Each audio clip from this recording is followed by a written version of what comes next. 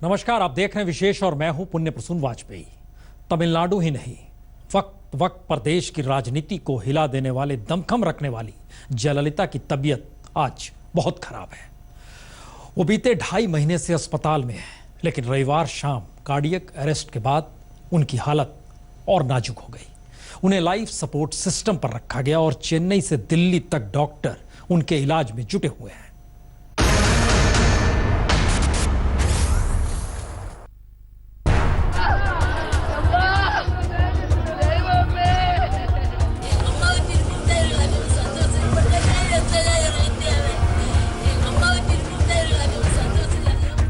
चेन्नई के सारे रास्ते इस वक्त बस इसी अपोलो अस्पताल की तरफ मुड़ गए हैं। कोई डर से भरा हुआ है, कोई आक्रोश में तमतमाया हुआ, कोई आंसुओं से नहाया हुआ, कोई दुआओं का सहारा लिए इस अस्पताल की तरफ देख रहा है, क्योंकि इस अस्पताल में तमिलनाडु की मुख्यमंत्री जयललिता जिंदगी की सबसे बड़ी जंग लड़ रही हैं। रविवार को कार्डियक अरेस्ट के बाद जयललिता की हालत बेहद नाजुक बताई जा रही है। शाम को कुछ अफवाहें उठी और 5:30 बजे के आसपास एआईएडीएमके के दफ्तर पर लगा झंडा झुका दिया गया, लेकिन कुछ ही देर बाद झंडा फिर से ऊपर उठा दिया गया।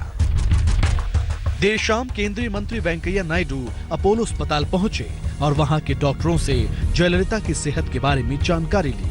इससे पहले अपोलो अस्पताल के सीईओ ने शाम को अपनी प्रेस रिलीज में कहा कि अपोलो अस्पताल में मुख्यमंत्री को लाइफ सपोर्ट सिस्टम पर रखा गया है। अपोलो और एम्स के विशेषज्ञ डॉक्टर मुख्यमंत्री की सेहत पर लगातार नजर बनाए हुए हैं। लंबे समय से बीमार चल रही जयललिता को रविवार शाम दिल का दौरा पड़ा था।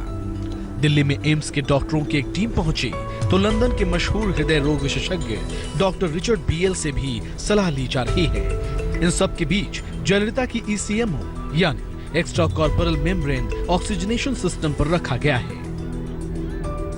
इसका मतलब यही, एक्मो का मतलब यही है कि ये एक्स्ट्रा कॉर्पोरियल मेम्ब्रेन ऑक्सीजनेटर होता है, जो इस मशीन के जरिए हम वीनस ब्लड बॉडी से निकालते हैं, उसको इस ऑक्सीजनेटर के जरिए इसको ऑक्सीजनेट करते हैं और फिर उसको सेंट्रीफ्यूगल पंप से हम वापस पंप कर देते हैं। अस्पताल में जयललिता के कमरे तक मेडिकल स्टाफ के अलावा किसी को जाने की इजाजत नहीं है। खबर है कि अस्पताल में ही विधायकों से एक एक कर ये हलफनामा लिया जा रहा है कि पन्नीर सेल्वम ही जयललिता के उत्तराधिकारी बनेंगे।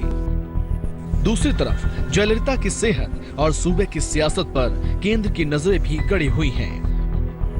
वहाँ के कानून व्यवस्था को मेंटेन करने के लिए अगर कोई भी अतिरिक्त बल की आवश्यकता है और उसके अलावा भी कोई भी आवश्यकता सेंट्रल गवर्नमेंट से मदद के तौर पर जरूरत पड़ेगा, वो तो देंगे ही, लेकिन हम अपने आप से वहाँ पे इंटरवेंशन करके सिचुएशन का जायजा लेने के लिए हम अपने आप से कदम नहीं उठा सकते।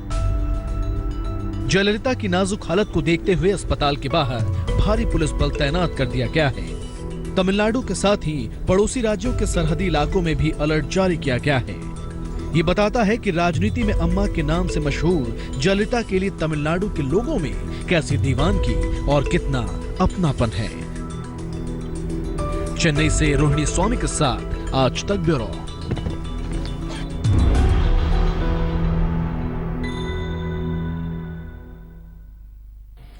सियासत के पन्नों को उलटिएगा तब जब वाजपेयी के दौर को याद कीजिएगा तो 13 महीने वाली सरकार उस वक्त चल रही थी। वाजपेयी से मिलने एक सीनियर पत्रकार पहुंचे तो वो बेहद दुखी भाव में बैठे थे। पत्रकार ने पूछा, आप इतने उदास क्यों हैं?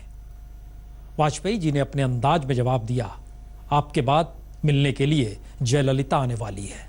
बस इस एक जवाब से आप अंदाजा लगा सकते हैं जयललिता किस सियासी मिट्टी की बनी है।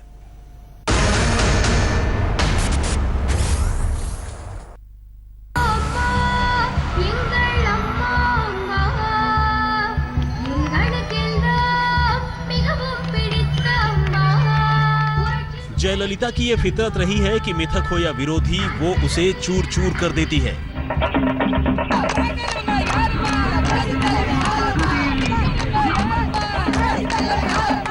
पिछले साल जब उन्होंने छठी बार तमिलनाडु की बागडोर संभाली तो अपने विरोधी करुणानिधि के 5 बार मुख्यमंत्री बनने के रिकॉर्ड को भी तोड़ दिया।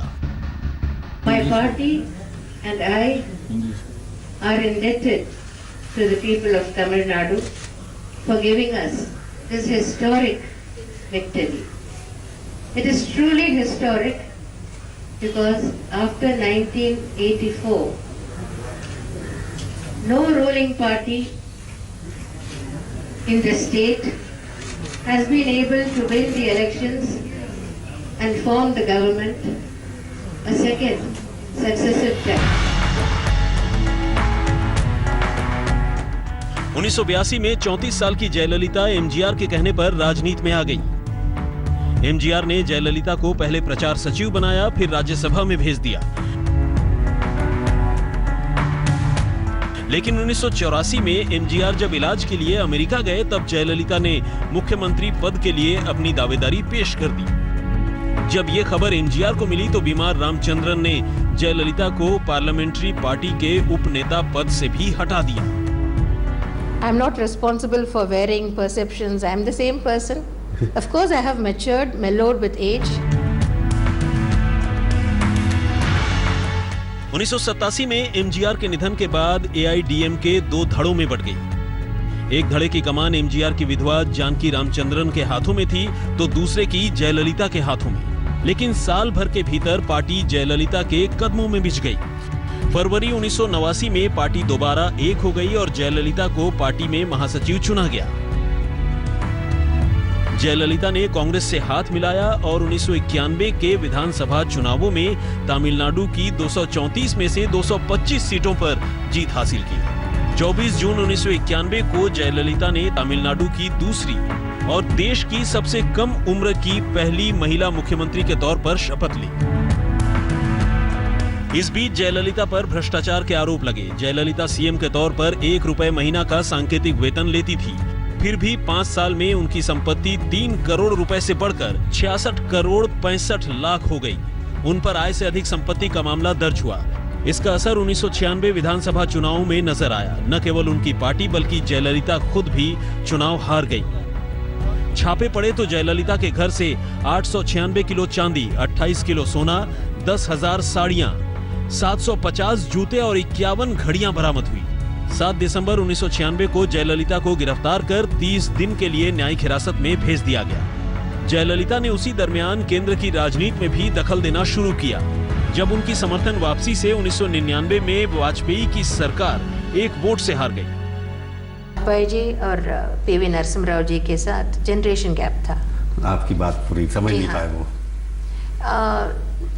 मैं ये नहीं कहूँगी कि मेरी बात समझ नहीं पाए, लेकिन मैं हमेशा बहुत क्विक एंड डिसाइसिव हूँ।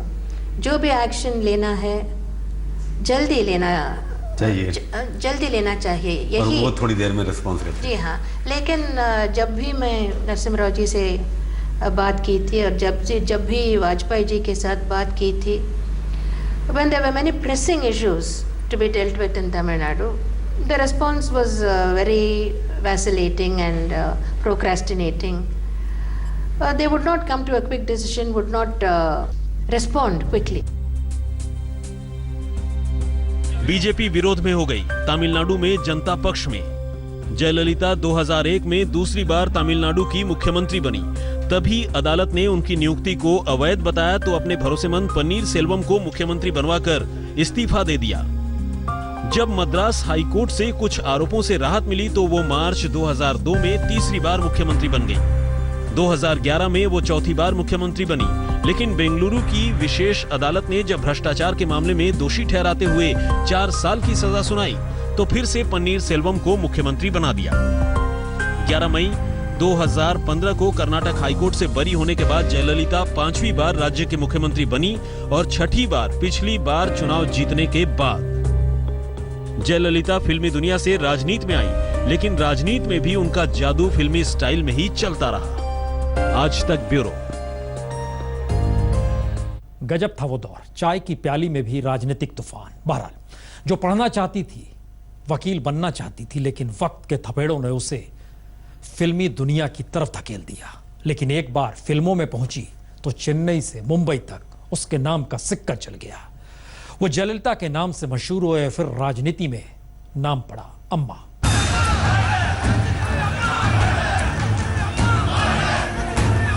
जब से मैं पॉलिटिक्स में घुस आई उस वक्त से मैं इतनी बिजी रही हूँ कि हमेशा वक्त नहीं मिला कि बैठकर सोचें। 24 फरवरी 1948 को कर्नाटक के अयंगर ब्राह्मण परिवार में जन्मी जयललिता के दादा मैसूर राज्य में सर्जन थे। पिता जयराम वकील थे, लेकिन 2 साल की उम्र में ही उन्होंने अपने पिता को खो दिया। जल्दी ही उनका परिवार कर्नाटक से तमिलनाडु शिफ्ट हो गया और उनकी मां ने तमिल फिल्मों में काम। 1961 में जयललिता ने एपिसल नाम की एक अंग्रेजी फिल्म में एक्टिंग की। जयललिता की अदाकारी ऐसी थी कि उन्हें तेलुगु, तमिल और कन्नड़ फिल्मों से ऑफर आने शुरू हो गए। एक बार जब जयललिता के नाम का डंका बजा तो उन्होंने करीब 300 फिल्मों में काम किया। इनमें तमिल फिल्मों के सुपरस्टार एमजी रामचंद्रन के साथ जयललिता की जोड़ी खूब दौड़ी। 28 तमिल फिल्मों में जयललिता एमजीआर की हीरोइन बनी। फिल्मों का ये रेशमी रिश्ता राजनीति की खुरदुरी दुनिया में भी कायम रहा। आज तक भी ஜெயலலிதா என்னும் நான் தமிழ்நாட்டு அரசின் முதலமைச்சர் என்ற முறையில் अम्मा की सेहत वाकई खराब है। दवा दुआ का दौर लगातार जारी है, लेकिन क्या अम्मा ने किसी को अपना वारिस भी चुना है? तमिलनाडु की मुख्यमंत्री जयललिता की तबीयत बेहद नाजुक है।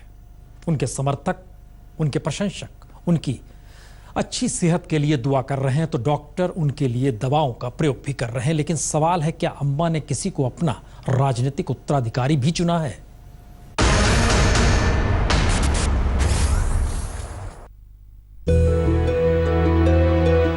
पिछले 28 साल से एआईएडीएमके में सिर्फ एक ही नाम चलता है और वो है अम्मा का। अम्मा यानी जयललिता। पार्टी जीती तो वही मुख्यमंत्री बनी। कानूनी अड़चनों में हटना भी पड़ा तो जिस पनीर सेल्वम को मुख्यमंत्री बनाया वो कभी जयललिता की कुर्सी पर बैठने की हिम्मत तक नहीं जुटा पाए। मुख्यमंत्री बने भी तो आंसुओं में डूबे हुए। तो सवाल है कि जयललिता की पार्टी में नंबर 2 है कौन और कौन हो सकता है उनका उत्तराधिकारी? We don't have that kind of a system in the party. In our party, there is no succession, what shall I say, procedure, no procedure of succession, and there's no heir apparent waiting in the wings. At some point in the distant future, someone will emerge who is able to command grassroots support in this way, like Mr. MGR did, as I do today, and that person will become the leader of the party. वैसे अनुमान यही लगाया जा रहा है कि जयललिता का उत्तराधिकार उनके बेहद भरोसेमंद पनीर सेल्वम को मिल सकता है। आज तक ब्यूरो। ये ऐसे सवाल हैं जिसके लिए इंतजार करना होगा। विशेष में इतना